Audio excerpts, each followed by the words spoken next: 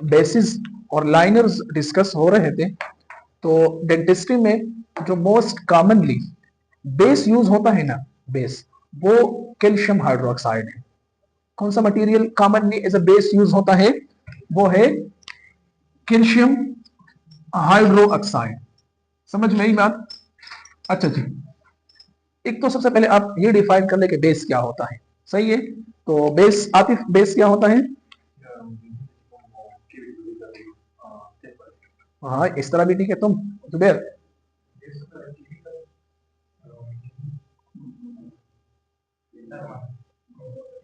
Barrier to pulpal protection. तो base हमारे पास, हम क्यूविटी की जो रूप रूप फ्लोर होती है और पल्प क्यूविटी की जो रूप होती है, आरडीटी जो रिमेनिंग डेंटिन थिकनेस होता है या रिमेनिंग डेंटिन होता है, उसके साथ एक बेस, एक मटेरियल ऐड करते हैं just for the pulpal restoration. Pulpal restoration के लिए, पल्पल प्रोटेक्शन के लिए, सिंपली पल्पल प्रोटेक्शन के लिए हम इस एरिया में मटेरियल ऐड करते हैं ताकि जो रिमेनिंग थिकनेस हो उसके साथ ही कंबाइन हो जाए और ये वाला एरिया जो है वो ज्यादा थिक हो जाए और इसी से पल्पल प्रोटेक्शन हो, तो उसको हम कहते हैं base. And it mostly use in क्या, डीप कैविटीज। सही है, डीप कैविटीज में।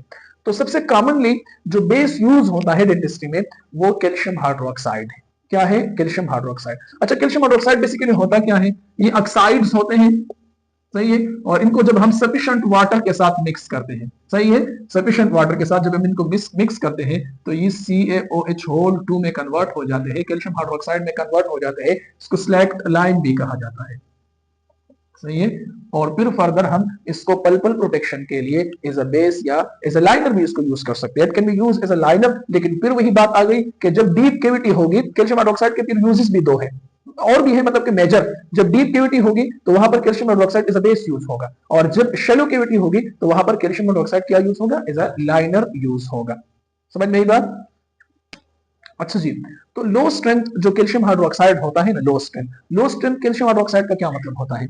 लो स्ट्रेंथ का मतलब होता है कि यहाँ पर इसकी मैकेनिकल प्रॉपर्टीज जो है वो बहुत ज्यादा कंप्रोमाइज है। मतलब कि आप बाकी जो सीमेंट्स होते हैं जिससे आप ये डिमांड करते हैं कि वो आपको कंप्रेसिव फोर्स, रेजिस्टेंस प्रोवाइड कर ले, वो आपकी मेस्टिकेटरी फोर्स को ऑब्जर्व कर ले, वो आपकी प्रॉपर जो टूथ की स्ट्रेंथ होती है उसको इंप्रूव कर ले, तो कैल्शियम हाइड्रोक्साइड में वो सब नहीं होता। ये एक बहुत ज्यादा लो स्ट्रेंथ होता है। सही है, इसकी जो मेन वो है वो असल में पल्प की प्रोटेक्शन है, इज अ बेस है। समझ में? इज अ थेराप्यूटिक इफेक्ट है। समझ में? बात ये नहीं है कि आपने इसको as a cement properly use कर ले। इसको हम मोस्ट ऑफ्टन डेंटिस्ट्री में as a temporary filling material use करते हैं। जब हम आरसीटी करते हैं तो 6 दिन के लिए, 8 दिन के लिए उस कैविटी में हम क्या कर लेते हैं? कैल्शियम हाइड्रोक्साइड रख लेते हैं। 6-8 दिन बाद उसको रिमूव करके उसको परमानेंट फिलिंग के साथ रिप्लेस करते हैं। सही है, तो ये इसका पूरी कहानी है कैल्शियम हाइड्रोक्साइड की। तो ये लो स्ट्रेंथ है, लो। अच्छा, इसमें फिर मॉडिफिकेशन हुई है कि इसमें हाई स्ट्रेंथ भी आ गए। हाई स्ट्रेंथ क्या होता है कि इसकी मैकेनिकल प्रॉपर्टीज थोड़ी सी इंप्रूव है, ये मैकेनिकल फोर्स बर्दाश्त कर सकता है समहाउ, समटाइम्स, किसी हद तक, लिमिट तक।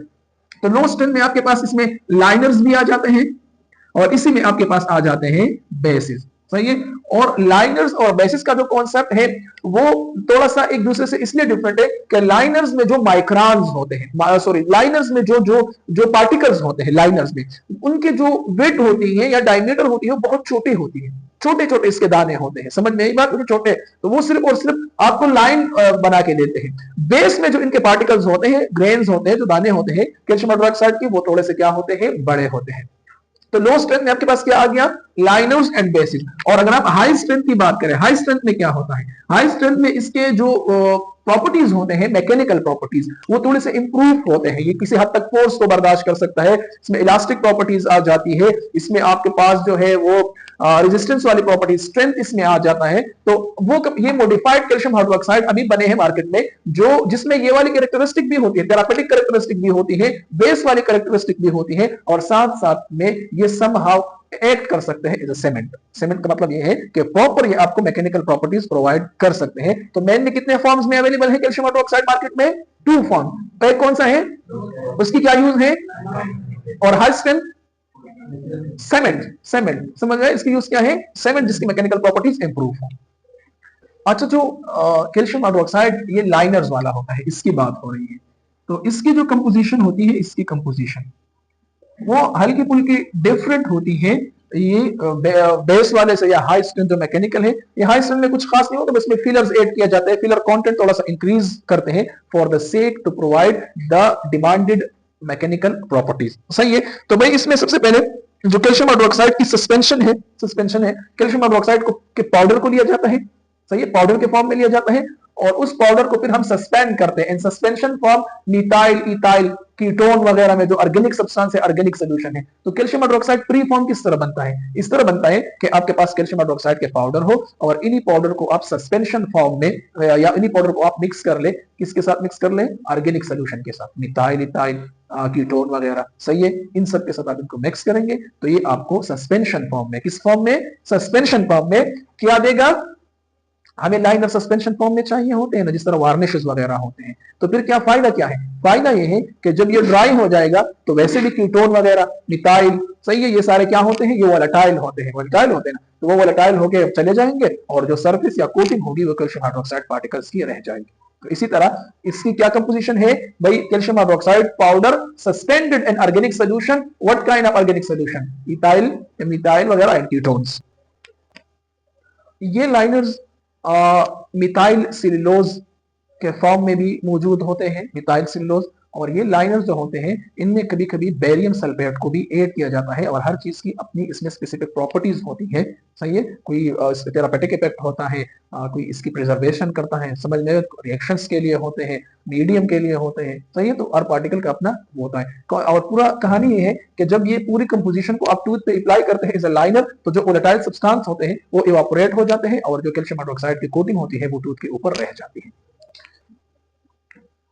कैल्शियम हाइड्रोक्साइड में सबसे इंपॉर्टेंट जो कॉन्सेप्ट होता है वो इनकी प्रॉपर्टीज का होता है, क्योंकि इसमें, अच्छा, मैं अगर ये क्लेम करूं ना कि calcium hydroxide is the most friendly pulpal material in all dental material, तो ये गलत नहीं होगा। It is the best material for pulpal protection. It is mostly friendly.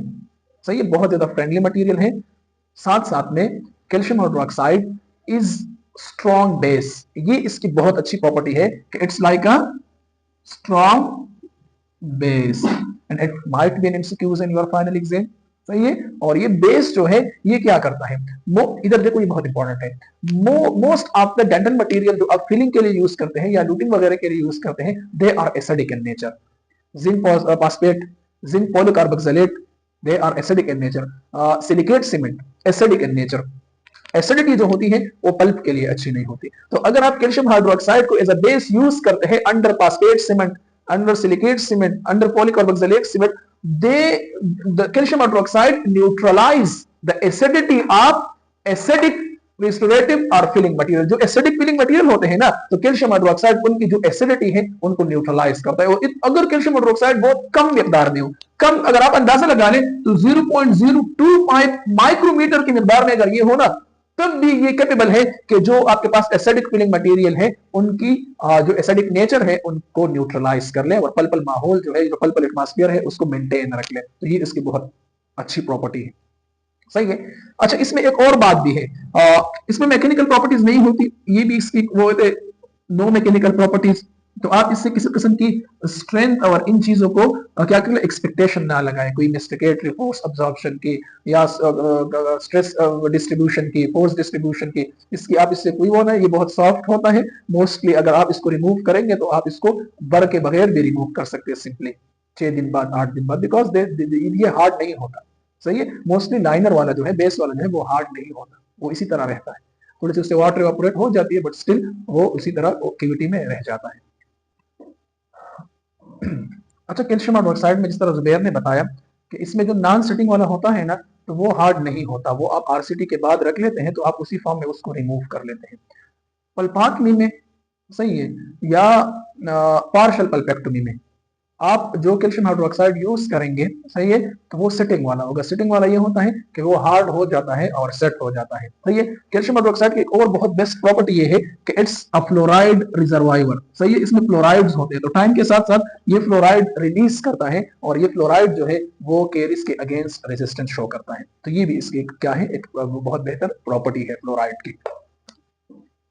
अगर आप कैल्शियम हाइड्रोक्साइड की मैनिपुलेशन की बात करते हैं तो प्री पेस्ट, अगर ऑलरेडी टू पेस्ट सिस्टम है ना मोस्टली, तो यहाँ पर हम इसको पाउडर और लिक्विड वाला सिस्टम मौजूद होता है, सही है। लेकिन टू पेस्ट सिस्टम में आपने दोनों पेस्ट को, सही है, इक्वल अमाउंट में वो करना है, डिस्पेंस करना है, डिस्पेंस, एंड देन आपने उसको मिक्स करना है।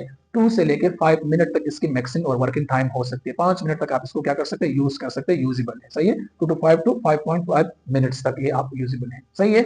अच्छा, ये इसकी साथ साथ में अगर हम और इसकी प्रॉपर्टीज को डिस्कस करें तो ये थर्मल इंसुलेटर भी है, और एट विड ऑफ 0.5 mm तक, अगर ये 0.5 mm है तब भी ये थर्मल बैरियर प्रोवाइड करता है, सही है। बाकी अंडर, अगर आप इसको amalgam filling, under amalgam filling अगर आप इसको प्लेस करते हैं, under phosphate, under silicate cement, तो ये क्या है, ये वो बैरियर प्रोवाइड करता है between pulp and these filling material.